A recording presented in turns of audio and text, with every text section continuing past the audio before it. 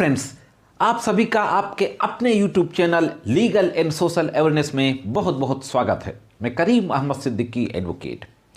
आज इस एपिसोड में बहुत ही महत्वपूर्ण कानूनी अधिकारों के बारे में बात करने जा रहा हूं। हाँ दोस्तों, आज के इस एपिसोड में देखेंगे कि उन व्यक्तियों को जिनको कि पुलिस के द्वारा किसी संज्ञेय अपराध किए जाने पर गिरफ्तार कर लिया जाता है, तो गिरफ्तार शुदा व्यक्तियों को कानून में क्या अधिकार दिए गए हैं।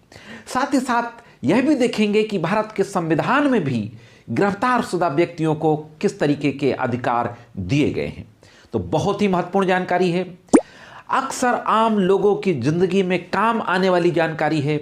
कभी ना कभी या तो स्वयं के साथ या हमारे दोस्तों के साथ, परिवार वालों के साथ या रिश्तेदारों के साथ कोई ना कोई ऐसी घटना या हादसा हो जाता है कि थाना, अदालत, पुलिस के चक्कर में पड़ना पड़ता है। तो ऐसी स्थिति में यह जरूरी है कि हमें कानून की जानकारी हो। कानून की जानकारी होने पर हमारी परेशानी थोड़ा कम हो जाती है। इसलिए दोस्तों, कानूनी जागरूकता फैलाना मेरा सबसे बड़ा मकसद है। इसलिए मेरे चैनल का जो नाम है लीगल एंड सोशल अवेयरनेस है। जब कानूनी तौर पे लोग जागरूक होंगे तो सामाजिक तौर पर भी जागरूक होंगे। तो दोस्तों, जुड़े रहे आखिर तक, देखते हैं कि इस संबंध में क्या कुछ महत्वपूर्ण कानूनी जानकारी है। साथियों, इंडियन कॉन्स्टिट्यूशन के आर्टिकल 22 में दो महत्वपूर्ण अधिकार दिए गए हैं उन व्यक्तियों के लिए जिनको कि गिरफ्तार कर लिया गया है। आर्टिकल 22(1) में यह कहा गया है कि जिस व्यक्ति को गिरफ्तार किया गया है उस व्यक्ति को अपने पसंद के अधिवक्ता से मिलने का मौलिक अधिकार होता है। हालांकि यह कानूनी अधिकार भी है, सीआरपीसी में भी दिया गया है, आगे मैं उसके बारे में बात करूंगा। लेकिन आर्टिकल 22(1) के तहत अगर ये राइट प्रोवाइड है तो this is a fundamental right. Article 22 constitution के फंडामेंटल राइट्स का पार्ट है। इसी आर्टिकल 22 में यह भी कहा गया है कि जिस व्यक्ति को गिरफ्तार किया गया है उस व्यक्ति को गिरफ्तारी के 24 आवर्स के अंदर, 24 घंटे के अंदर नजदीकी नियरेस्ट मजिस्ट्रेट के पास पेश करना होगा। हाँ, रास्ते में आने जाने का समय उस 24 आवर से बाहर रखा जाएगा। यह अधिकार इसलिए दिया गया कि जिन व्यक्तियों को गिरफ्तार किया जाता है पुलिस के द्वारा, उनको प्रताड़ित ना किया जा सके। दोस्तों, अब बात करते हैं अगले कानूनी अधिकार की। सीआरपीसी के सेक्शन 41D में भी इसी तरीके का अधिकार दिया गया है कि जो व्यक्ति गिरफ्तार हो जाएगा, गिरफ्तार शुदा व्यक्ति को अपने पसंद के अधिवक्ता से मिलने का पूरा अधिकार होगा, कानूनी अधिकार होगा। इसी तरीके से सीआरपीसी का जो सेक्शन है 57, सेक्शन 57 में 24 आवर्स की बात कही गई है कि गिरफ्तार शुदा व्यक्ति को गिरफ्तारी के 24 घंटे के अंदर नजदीकी मजिस्ट्रेट के समक्ष पेश करना होगा। तो आर्टिकल 22 में एज ए फंडामेंटल राइट यह अधिकार मिला हुआ है और सेक्शन 41D और 57 सीआरपीसी में एक महत्वपूर्ण कानूनी अधिकार के रूप में यह अधिकार मिला हुआ है। अब बात करते हैं दूसरे महत्वपूर्ण कानूनी अधिकार की।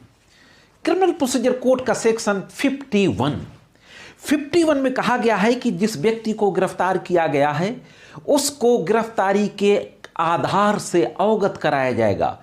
To inform the ground of the arrest, arresting के कारणों से अवगत कराया जाएगा। उसको बताया जाएगा कि आपको गिरफ्तार क्यों किया गया है।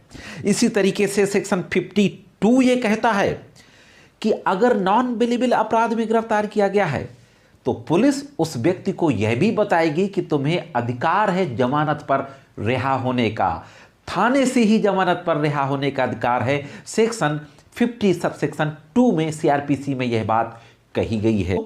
2006 में सीआरपीसी में अमेंडमेंट करके एक धारा और जोड़ी जाती है इसी सीक्वेंस में 50A यानी 50 का।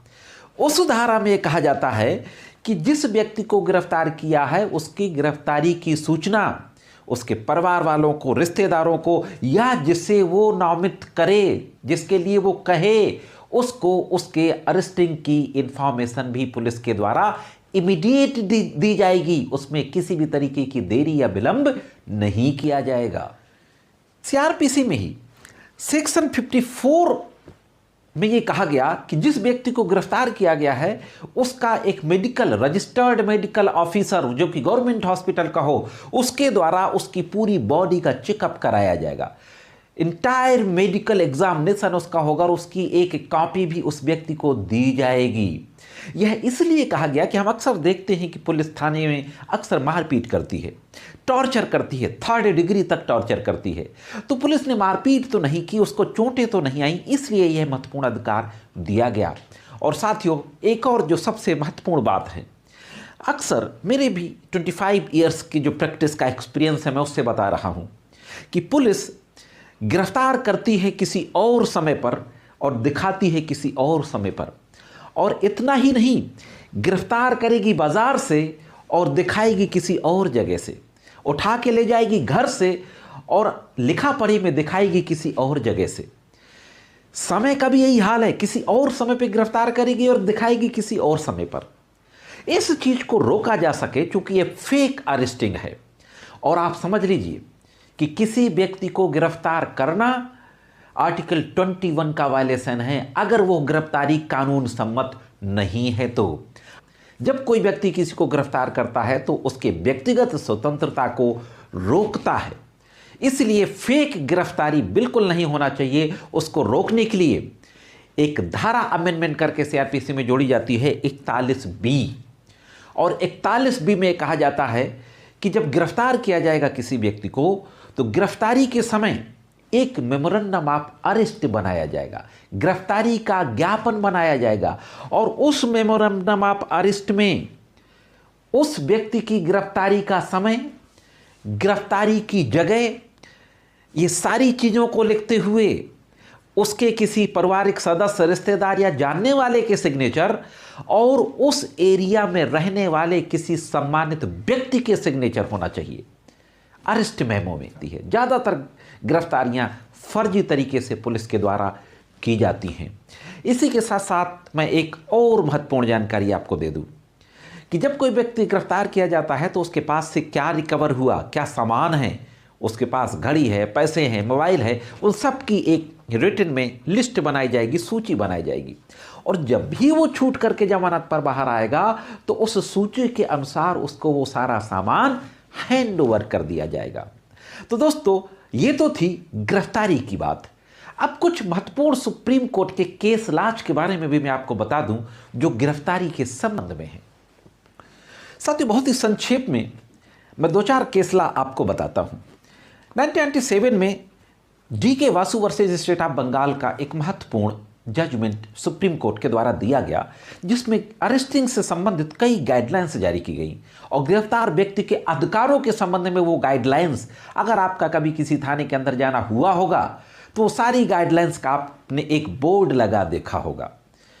तो वो सारी गाइडलाइंस जो DK वासु में दी गई उससे संबंधित बोर्ड तो थाने में लग गया, और वो गाइडलाइंस यही है कि जो व्यक्ति गिरफ्तार करने जाएगा वो टैग लगा के जाएगा, जो कि 41B में भी यही बात कही गई है।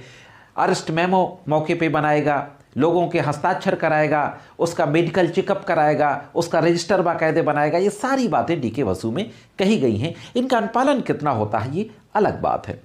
दूसरा केस शीला बरसे वर्सेज स्टेट ऑफ महाराष्ट्र। इसमें यह कहा गया कि पुलिस उस व्यक्ति को जिसको कि गिरफ्तार किया है और वो आर्थिक रूप से कमजोर है, तो जो लीगल एड कमेटियां होती हैं, निःशुल्क विधिक सहायता देने वाली, जैसे कि लीगल सर्विस अथॉरिटी, इस तरीके की लीगल एड कमेटियों को इन्फॉर्म करेंगे उसकी कानूनी सहायता के लिए। तो तीसरा केस है प्रेमचंद्र शुक्ला वर्सेस दिल्ली एडमिनिस्ट्रेशन।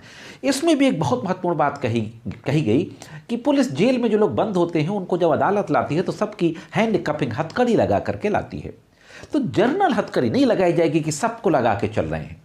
जो वाकई खतरनाक मुलजिम है उनको छोड़ करके साधारण तौर पर मुलजिमों की हथकड़ी लगा करके अदालत में पेश नहीं करेंगे। इस पे और भी कई जजमेंट सुप्रीम कोर्ट के आए हैं। Shrimati Selvi versus state of Karnataka 2010 का जजमेंट है। इसमें polygraph test, brain mapping test, इन सबको भी अनकॉन्स्टिट्यूशनल डिक्लेयर किया, against the right to privacy बताया। तो 2014 में सुप्रीम कोर्ट का एक और महत्वपूर्ण जजमेंट आया, Arnesh Kumar versus state of Bihar, जिसमें 7 साल तक की सजा वाले केसेस में गिरफ्तारी पर रोक लगाई गई और यह कहा गया कि अगर गिरफ्तारी होगी तो 41A के अनुसार होगी। 41A सेक्शन CRPC में जो कंडीशंस दी गई हैं, साधारण तरीके से गिरफ्तारी नहीं होगी। और अभी कुछ दिन पहले सत्येंद्र अंतले का केस एक सुप्रीम कोर्ट का आया था, उसमें गिरफ्तारी को लेकर सुप्रीम कोर्ट ने चिंता जताई थी और ये कहा था कि जेलों में कैदियों की भरमार हो गई है। तो दोस्तों, यह थे कुछ महत्वपूर्ण सुप्रीम कोर्ट के केस ला और यह थी गिरफ्तारशुदा व्यक्ति के महत्वपूर्ण कानूनी अधिकारों के बारे में एक छोटी सी महत्वपूर्ण जानकारी। ये जानकारी कैसी लगी कमेंट्स करके जरूर बताएं और मेरे द्वारा जो जानकारी दी जाती वीडियो में अगर आपको अच्छी लगती हो तो वीडियो को लाइक करके शेयर कर दें। और अभी तक अगर आपने मेरे चैनल को सब्सक्राइब ना किया हो तो चैनल को सब्सक्राइब करके बेल बटन को दबा के ऑल पे सेट कर दें, जिससे कि इन फ्यूचर जो नए वीडियो जाते हैं उनका नोटिफिकेशन आप तक पहुंच सके। दोस्तों, आज की वीडियो में सिर्फ इतना ही। मिलते हैं किसी अन्य वीडियो में कानून की कुछ अन्य जानकारियों के साथ। तब तक कानून की विभिन्न तरीके की जानकारियों के लिए देखते रहें लीगल एंड सोशल